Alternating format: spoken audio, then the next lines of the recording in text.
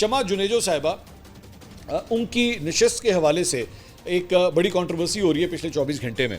वो ख्वाजा आसिफ साहब के पीछे जो है वो नज़र आ रही थी। उन्होंने एक्चुअली 2-3 दिन पहले जब प्राइम मिनिस्टर वहाँ पे गए थे तो उस वक्त भी एक कंट्रोवर्सी हुई थी कि उन्होंने पूरा ट्वीट कर दिया था कि जी मैं इनके साथ हूँ, मैं डेलीगेशन के साथ हूँ और ये मेरी एक बहुत मेरे लिए एक पर्सनल माइलस्टोन है कि मैं उस वक्त पाकिस्तानी डेलीगेशन के मैं साथ हूँ।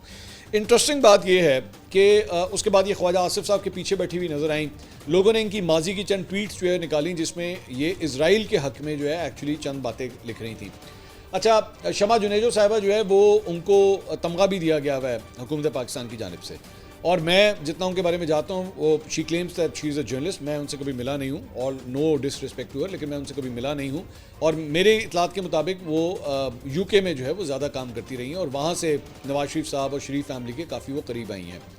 अब इसमें यहाँ पे जब ये कंट्रोवर्सी हुई कि ये ख्वाजा आसिफ साहब के पीछे बैठी हुई थी तो वहाँ से जो है वो लोगों ने पिन पॉइंट किया कि जी इनकी माजी के अंदर ये इजराइल के हवाले से ट्वीट्स कर चुकी हुई हैं, नेतन्याहू के हवाले से भी गुफ्तगू कर चुकी हैं। ये क्या कर रही हैं, ये इस डेलीगेशन में क्या कर रही हैं?